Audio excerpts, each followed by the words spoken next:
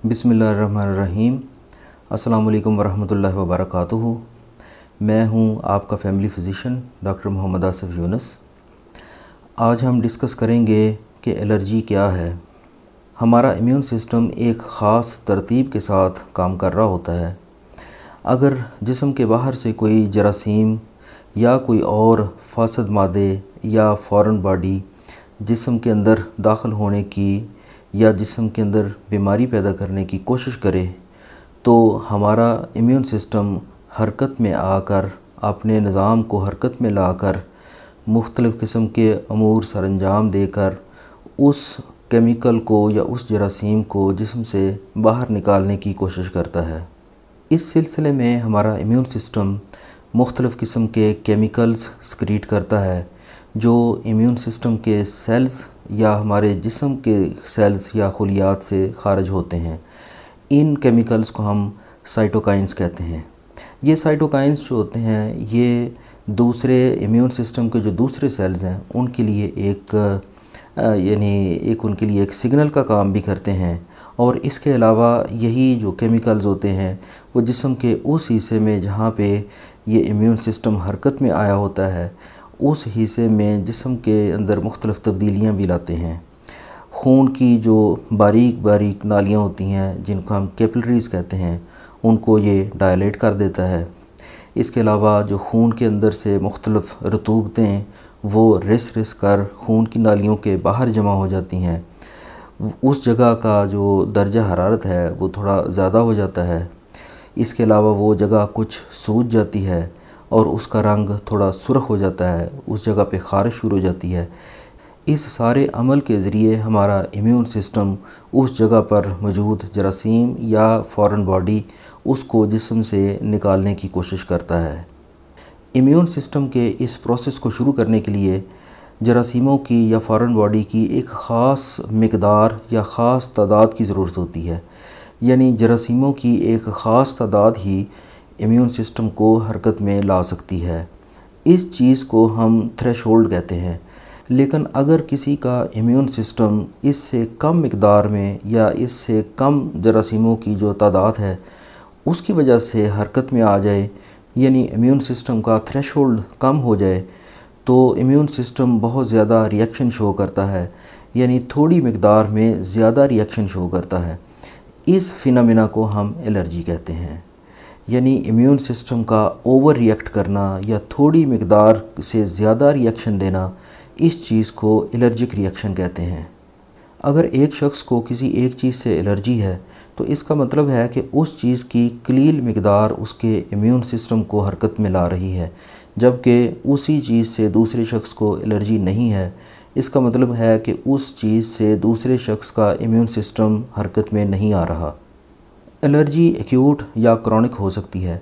Acute allergy वो होती है जिसमें कोई भी जरासीम या कोई भी केमिकल या कोई भी अद्वियात में से कोई चीज़ अगर जिस्म में दाखिल हो तो जिस्म उससे बहुत एक्यूट रिएक्शन शो करता है। जिस्म के ऊपर बहुत बड़े बड़े गोल निशान, सुर्ख रंग के निशान पड़ जाते हैं, उनमें ख़ारिश शुरू हो जाती है, दिल की धड़कन तेज़ हो जाती है, सांस तेज़ हो जाता है और मरीज़ बेचैन हो जाता है, उसको घबराहट शुरू हो जाती है। इस चीज़ को हम एक्यूट एलर्जिक रिएक्शन कहते हैं। जबकि क्रॉनिक एलर्जिक रिएक्शन में जो जिल्द के ऊपर या किसी भी चीज़ में रिएक्शन होता है वो बड़ा स्लो होता है और आहिस्ता आहिस्ता से जिल्द के ऊपर खुरदरापन पैदा हो जाता है, जैसा कि एक्जिमा में होता है।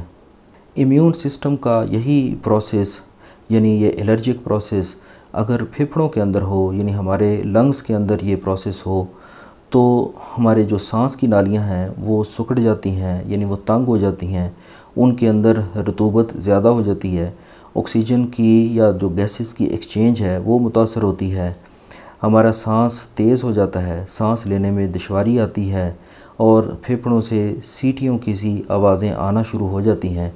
इस चीज़ को हम दमा भी कह देते हैं। यानी दमा भी एक किस्म का एलर्जिक रिएक्शन ही होता है जो हमारे फेफड़ों में होता है। एलर्जी का इलाज कुछ इस तरह से किया जाता है कि सबसे पहले तो आप एलर्जी का स्टिमुलस ढूंढें, यानी ऐसी चीज़ को मॉनिटर करें या देखें कि आपको एलर्जी किस चीज़ से हो रही है।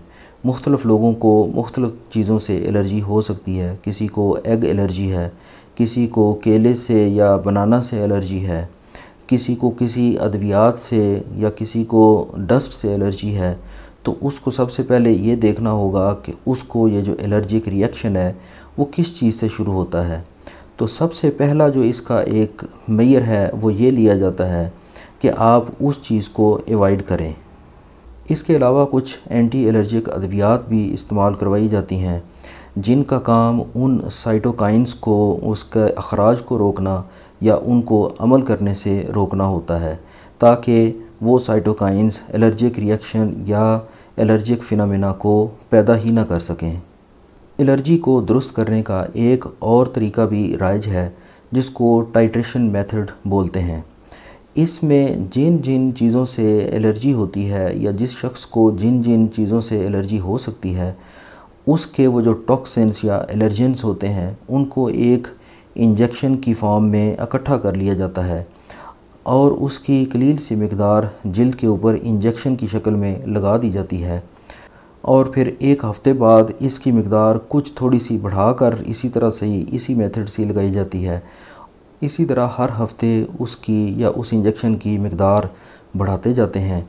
जब मैक्सिमम डोज़ पूरी हो जाती है तो हमारा इम्यून सिस्टम बहुत सारी चीज़ों को टॉलरेट करना शुरू कर देता है।